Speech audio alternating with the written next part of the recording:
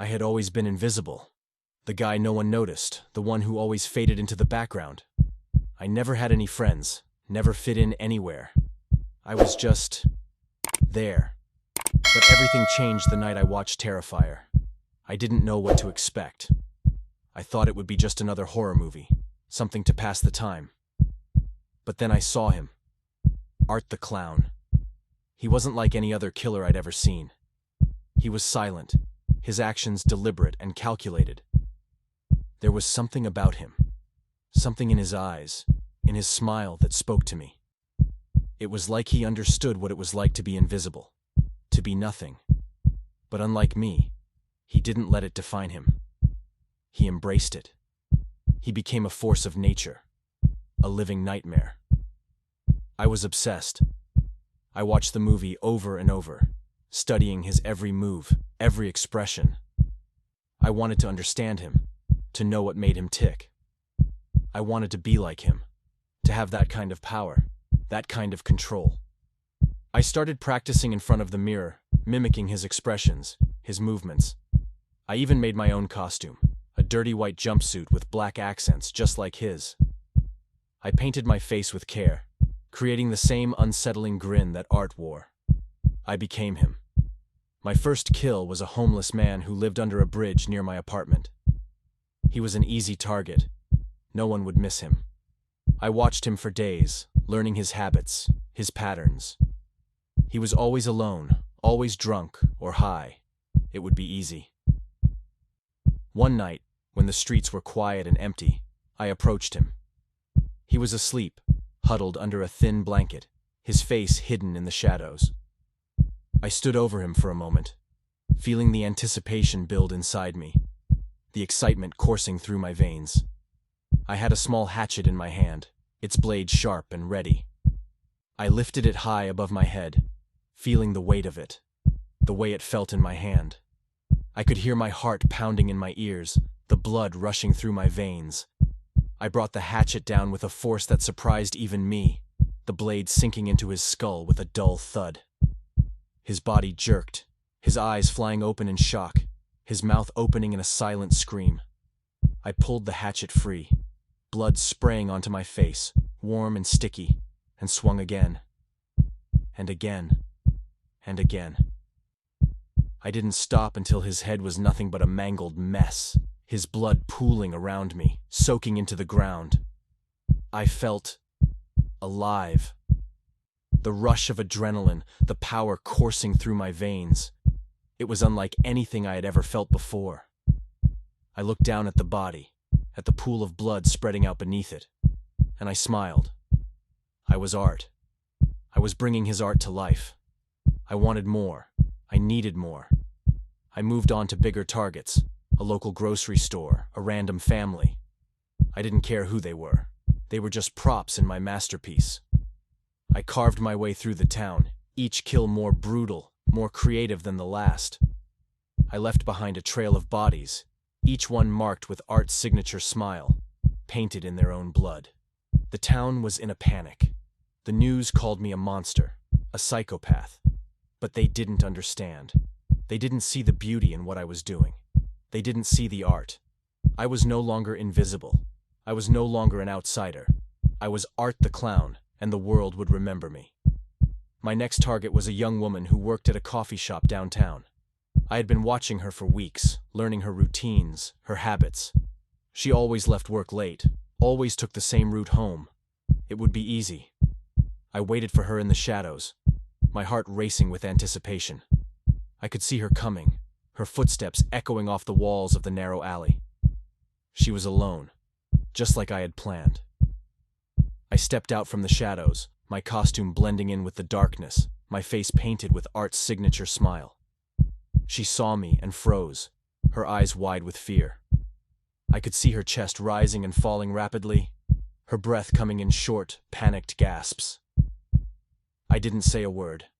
I just stared at her, my eyes locked on hers, my smile widening. She tried to scream, but no sound came out. I could see the terror in her eyes, the realization that she was about to die. I stepped closer, my footsteps slow and deliberate, savoring the moment. She tried to run, but I was faster.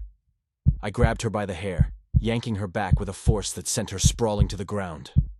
She tried to crawl away, her hands scraping against the rough pavement, but I was on her in an instant. I raised the hatchet above my head, feeling the weight of it, the way it felt in my hand, and brought it down with all my might.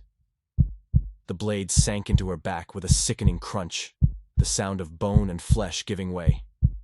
She screamed, a high-pitched, ear-splitting sound that echoed off the walls of the alley. A sound that sent a shiver of pleasure down my spine. I pulled the hatchet free, blood spurting from the wound, and swung again, harder this time. Her body convulsed, her hands clawing at the ground, her screams growing weaker with each passing second. I kept swinging, each blow more powerful, more satisfying than the last, until her screams were nothing more than a gurgling whisper, her body a broken, bloody mess. When it was over, I stood over her, panting, my heart racing with adrenaline. I looked down at her lifeless body, at the pool of blood spreading out beneath her, and I smiled. I was art. I was alive. And I wasn't done yet.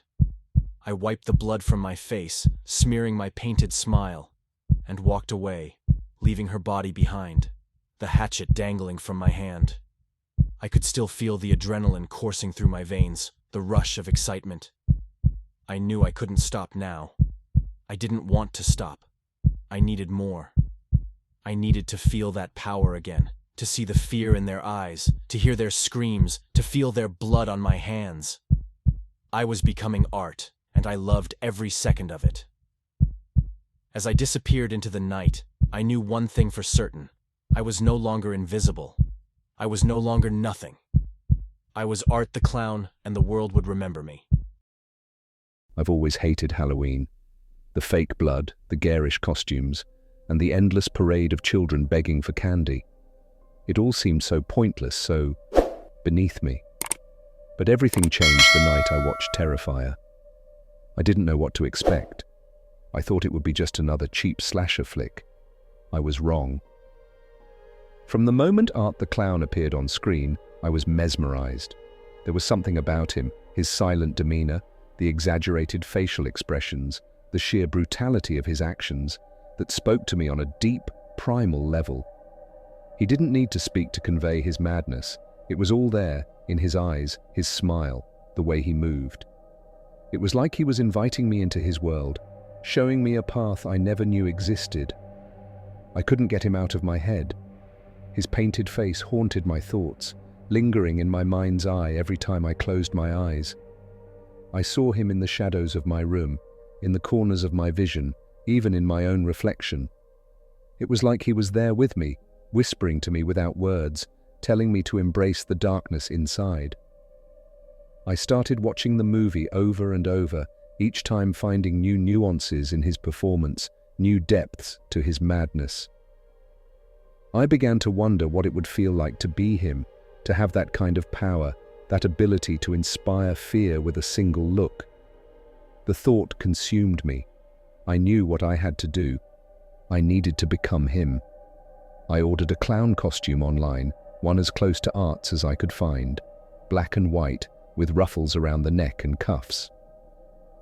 It arrived a week later, the fabric coarse and scratchy against my skin. I slipped it on, feeling the weight of it, the way it hung on my body. It was like wearing a second skin. I found an old pair of oversized shoes at a thrift store, their soles worn and cracked.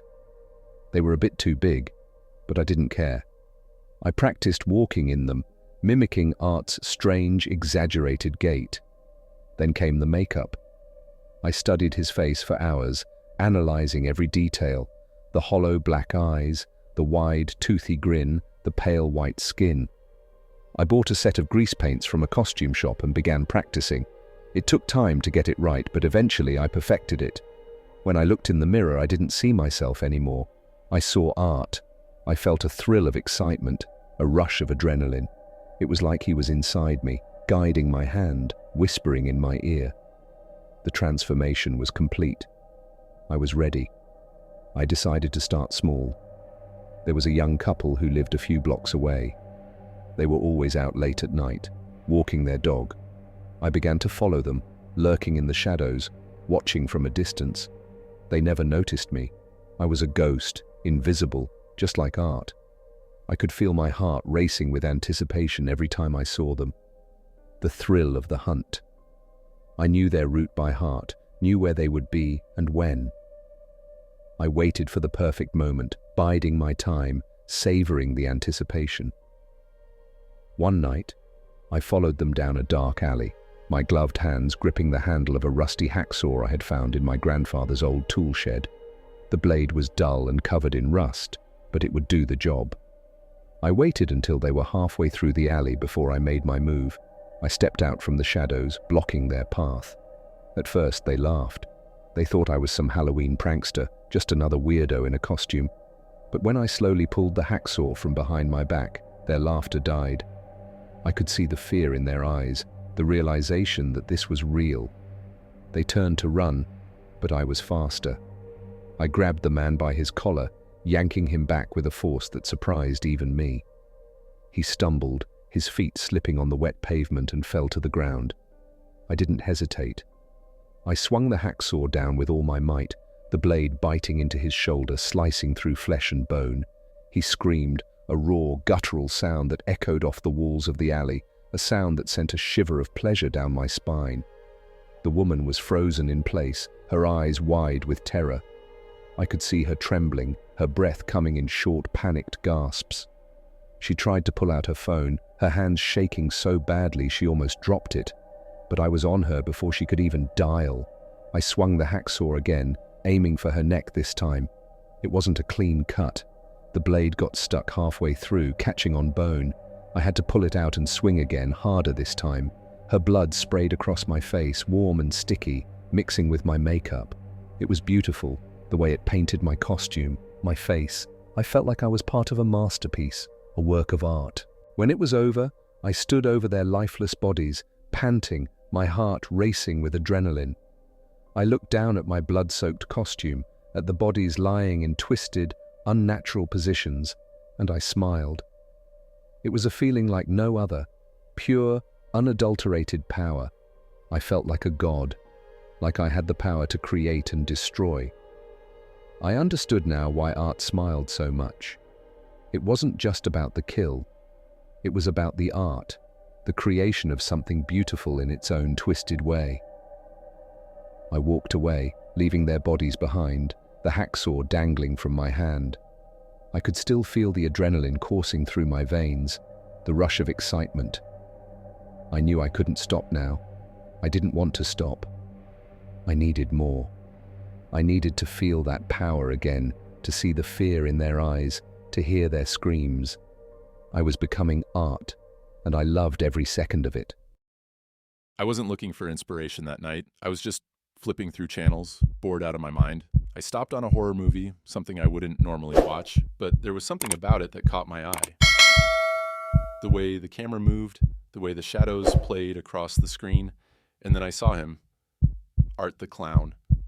At first, I thought he was just another killer in a cheap slasher flick, but there was something different about him, something mesmerizing. He moved with a strange grace, his silence more terrifying than any scream. He didn't need words to convey his madness. It was all there in his eyes, his smile, the way he tilted his head as if considering his next move. I watched, transfixed, as he went about his gruesome work. There was a certain artistry to it, a meticulousness that spoke to me on a deep level. It was like watching a painter at work, each stroke of his knife a brushstroke on a canvas of flesh. I found myself leaning forward, my heart racing with anticipation. I wanted to know more about him, about what made him tick. I wanted to feel what he felt. I watched the movie over and over, each time finding new details, new layers to his character. I began to imagine what it would be like to be him, to walk in his shoes, to see the world through his eyes. The thought consumed me. I started having dreams about him, dreams where I was the one holding the knife, the one making the cuts, feeling the blades sink into flesh. I would wake up in a cold sweat, my heart pounding, my body trembling with excitement. I knew what I had to do. I needed to become him. I started with my neighbors. They were a quiet couple, always kept to themselves. They were perfect. I began watching them, learning their routines, their habits. I noticed they kept their back door unlocked at night. It was almost like they were inviting me in, like they wanted me to do it. I waited for the right moment, for the perfect night. I chose a cold, moonless night when the streets were empty, the world quiet. I slipped into their house, wearing the costume I had meticulously prepared, black and white, just like Art's, complete with the pale, grinning mask. The house was dark, silent except for the soft sound of their breathing. I moved through the hallways like a shadow, my footsteps silent on the carpet. I could hear their soft snores from the bedroom, the sound of their lives ticking away. The anticipation was intoxicating. I held a butcher knife in one hand and a hammer in the other, the weight of the tools familiar and comforting. I felt like a conductor preparing for a symphony, every muscle in my body taut with anticipation. I entered their bedroom, the floorboards creaking softly under my feet. I approached the bed slowly, savoring the moment, the thrill of what was to come. I lifted the hammer first, bringing it down on the man's head with a sickening crunch. His eyes flew open, his mouth opening in a silent scream. I hit him again and again, each blow more powerful, more satisfying than the last, until his head was nothing but a pulpy mess of blood and bone. His wife woke up, her eyes wide with horror, her mouth opening in a scream that never came. Before she could make a sound, I shoved the knife into her throat, feeling the blade cut through muscle and sinew. Blood spurted out, splattering my face, the metallic scent filling my nostrils. She gurgled, choking on her own blood, her hands clawing at the air, at her own neck as if she could somehow stop the flow. Her eyes met mine, wide with terror, pleading, but I felt nothing. I twisted the knife, savoring the sensation of the blade cutting through flesh and cartilage, the way her blood felt as it poured over my hand, warm and thick. She convulsed, her body jerking uncontrollably, her life slipping away with each passing second. When it was over, I stood there, panting, covered in their blood. The room was filled with the stench of death, a metallic tang that clung to the back of my throat. I looked at the carnage I had created, at the lifeless bodies lying on the bed, their blood pooling on the sheets, and I felt satisfied. A sense of calm washed over me, a feeling I had never experienced before. I had never felt so alive, so powerful. But I wasn't done yet. I wanted to leave a message, something to let the world know that this wasn't just a random act of violence. I wanted them to know that Art the Clown was real, that he lived on in me. I took out a small jar of black paint I had brought with me and dipped my fingers into it. I painted a large, smiley face on the wall, just like Art's, the paint dripping down in thick, black streaks. It was perfect, a work of art. I stood back, admiring my handiwork, feeling a sense of pride swell within me. I wanted to laugh, to dance, to scream. I felt like I had finally found my purpose. As I walked out of the house, the cool night air hit my face, the scent of blood still clinging to my nostrils. I felt exhilarated, powerful, like I was invincible. I couldn't wait to do it again. I wanted to feel that rush, that power, that control. I wanted to see the fear in their eyes, to hear their screams, to feel their blood on my hands. I was becoming Art, and I loved every second of it. I went home, cleaned myself up, and sat in front of the mirror, staring at my reflection. The paint was smeared, my hair matted with sweat and blood, but I didn't care. I could see him in my eyes, could feel him inside me. I smiled, a wide, toothy grin, and for the first time, I felt truly happy.